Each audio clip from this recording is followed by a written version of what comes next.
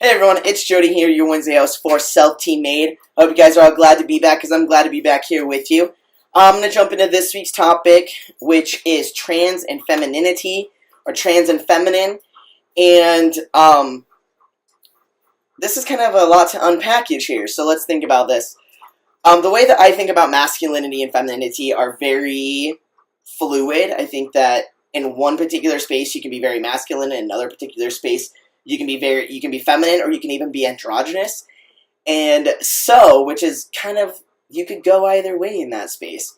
And I don't think we're either on one, like, extreme. I don't think that anyone ever meets the extreme ends of this. So we're somewhere along a spectrum. And so for me, I see myself as more of on the masculine side of the spectrum. However, there have been times where I do kind of tinker around with feminine qualities, for things that femininity kind of has to offer. Ways that I've done that is, like, I have worn fingernail polish. I go and pamper myself. I have my pampering days. I'm in serious need of one after I graduate this semester. And so, like, manicures, pedicures, and for the longest time, I stayed away from anything that had to do with femaleness. And it was because mostly I didn't feel comfortable in those spaces. I felt that being a butch female, that it was just very odd, and it was very uncomfortable for me when people were trying to navigate if I was a male or a female and how they should interact with me. And so them being awkward made me awkward, and then I just was like, this isn't where I should be, this isn't what I should be doing. I'm not myself, I'm just not comfortable in that space. And so I just stayed away from it all. Now, post-transitioning and living out of Idaho, where a lot of things are very, like, if you're not like a redneck-style manly man, then you're not really a man. And if you're not like this petite, itty-bitty little thing and you need men to help you with everything, then you're not feminine.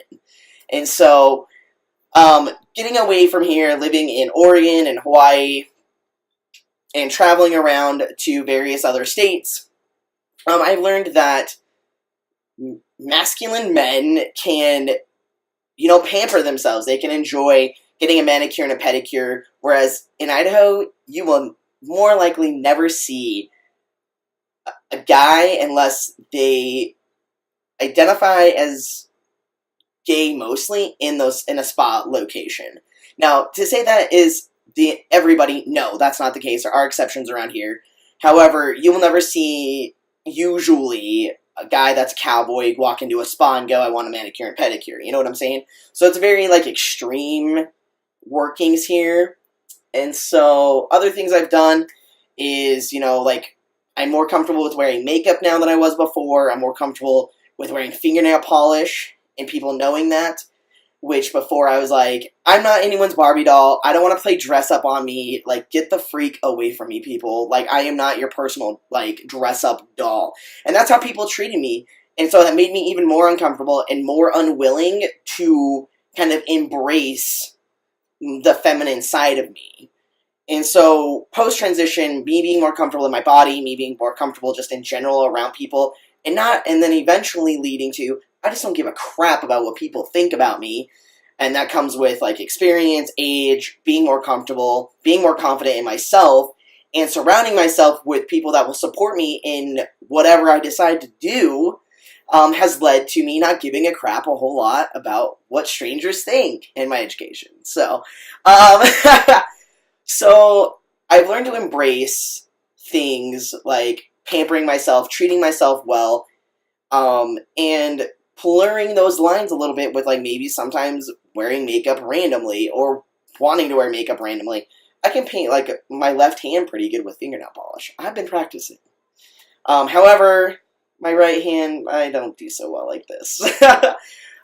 Some other things that I have done post-transition or upon coming out is, never in a million years would I ever think that I would dress up on Halloween as a female to impress a female. However, that did happen a few years ago.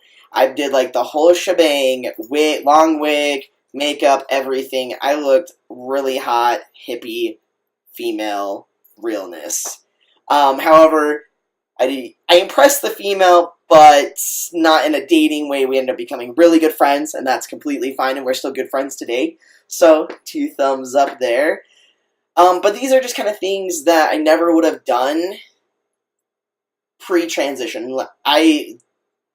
Blows my mind on how much I've thought about certain things that I used to think were very feminine, like talking with my hands. And so people are like, oh, you must be a gay man because you talk with your hands. One last thing before I let you guys all go, which is, overall, anyone under the trans umbrella, rather, trans man, gender nonconforming individual, I think that we need to embrace everyone's differences that they bring to the community, such as trans individuals or gender nonconforming individuals that like to wear makeup on a regular basis, maybe like to have their fingernails painted on a daily basis, or wear women's clothing attire, something of that nature, whatever they like, in their wardrobe on a regular basis, and appreciate what they're bringing to the table, because they are literally living pieces that are challenging notions of what gender is and gender expression. And I appreciate everything that they do for me.